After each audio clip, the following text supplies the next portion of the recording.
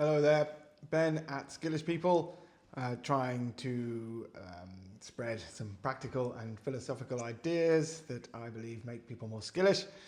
I believe that playing games against people and with friends is one of the best ways to hang out with your friends and family, and also a great way of making new friends. Some old Facebook meme that went around back in the day was telling you what your name meant, and one of the things for Ben, among with smelling not too bad and being a real glutton, were being good at indoor games. And it's true, I'm annoyingly competent at quite a few indoor games. Much to my wife's dismay, we've played a few things and never gone back to them. Although she did challenge me to Scrabble recently and kicked my butt, which was very annoying, but I need a rematch for that one. So one of the most incredible inventions when it comes to games were playing cards. Invented initially this sort of deck, the 52 card deck, in the Islamic world in the 13th century, and cards got to Europe by about the late 1300s. And the deck that we use with the suits that we currently use, the 52 cards with the suits, was invented in France around that time and has been used ever since. Cards come in all different types. These ones came with poker chips and they're all sticky and disgusting. These ones came from a casino, which my cousin gave to me, and they're quite fun to play with. And then I've got some nice poker cards, which I don't let the kids anywhere near and which I use to play poker with. These are bullet cards. I like them a lot. So 52 cards, 4 suits of 13 cards each. You've got the number cards, which are 2 to 10, and they numerically and value-wise just count for their numbers. Then you've got face cards, which are the jack, the queen, and the king, in that order going up, and they are all worth 10 points, but queen beats jack, king beats queen, and then at the top you have ace, which is 11 points, or sometimes 1 point if it's going 1, 2, 3 in some games. Lots of different types of games. Some of them you might have to have sort of a run of 3 of the same number, or 4, 5, 6 of the same suit. In poker you've got high card, 1 pair, 2 pair, 3 of a kind, straight, which is 4, 5, 6, 7, 8, but they can be any different suit. Then you've got flush, which is 5 cards, all the same suit. Then you've got full house, which is 3 of a kind and a pair. Then you have got 4 of a kind, and then you've got straight flush, which is consecutive 4, 5, 6, 7, 8, but all of the same suit. And then you've got royal flush, which is all the same suit, ace, king, queen, jack, 10. Lots of different types of games. The suits are heart, pretty obvious that one, clubs, diamonds, and spades. Most games don't have a hierarchy of suits, but a couple of them do. Bridge, I think, does, and maybe some others. So spades are considered the top of the order, then hearts, then clubs, then diamonds. So spades are the best, diamonds are the worst. My wife is very disappointed that I feel that way, and she hasn't got any diamonds while I have a lot of spades. Joanne, the lady who is designing my book with me, she also likes spades, and she does art on old spades, which I like and is quite cool. So yeah, those are the suits. Then you have got some different types of shuffling. So the basic one that everybody does first is sort of an overhand shuffle or an underhand. You're just sort of throwing a few cards down, taking them off with your thumb. It's not a very good way of shuffling. Doesn't do a good job. You can just take half of the pack and try to split it into the other half. Just you have to keep the cards nice and loose in your fingers, and then you can get them in there. I don't like shuffling like this. If you use a rubbish pack of cards, then it can sometimes split them. The best way of shuffling, if you've got a bit of space, is called the wash, which just involves taking cards and spreading them out and spinning them all around. It can often get messy and turn into a game of 52 card pickup, but that is what the casinos would do, because it's the most random type of shuffling.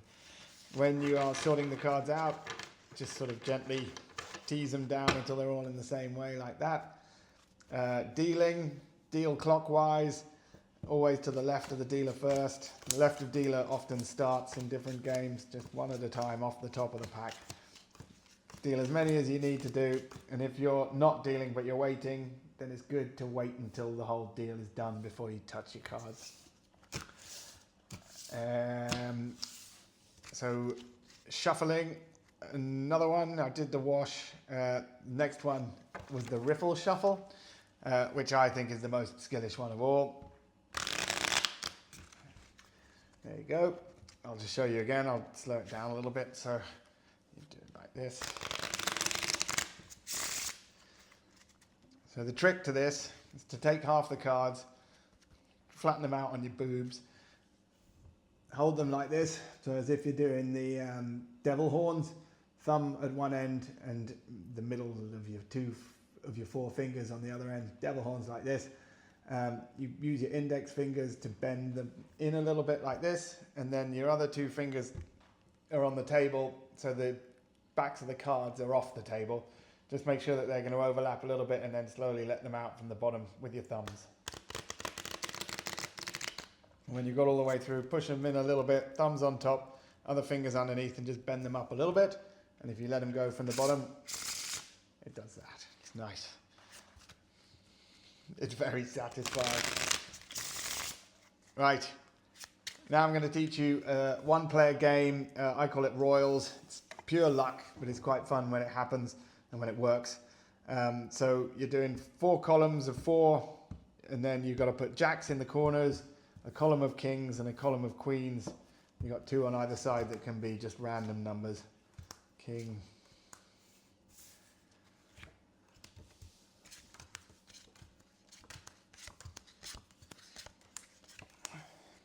have to go there, queen, queen. Whew. And then you can remove cards by, if they add up to 11, then you can take 2 cards away. 6 and 5, 7 and 4, 9 and 2, another 7 and a 4. You want to try and make sure you've got space to put at least one of each card down if it comes up. So you want to clear as many of the royal spaces as you can. Jack, king, queen, ace and 10, 9 and 2, 9 and 2,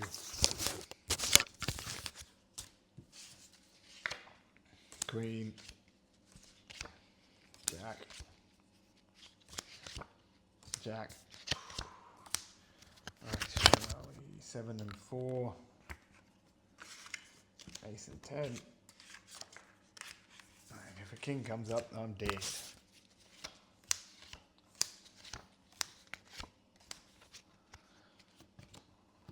6 and 5.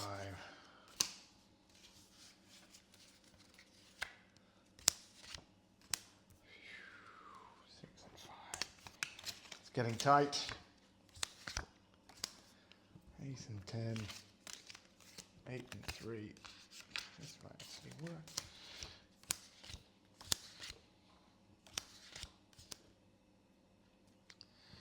9 and 2. 8 and 3.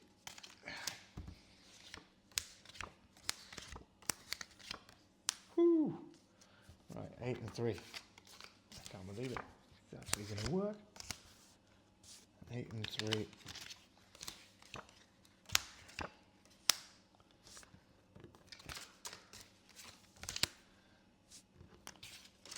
Can't remember when it last worked. But that's that. Nice. Very good. Hope you like it. Try this game. It's quite fun. Doesn't always work. I think that's the first time it's worked in probably 30 years. Most decks of cards, I should have said this before, also have two jokers or some jokers, and also some rules about other stuff. So jokers will often be wild in various games, which can be fun.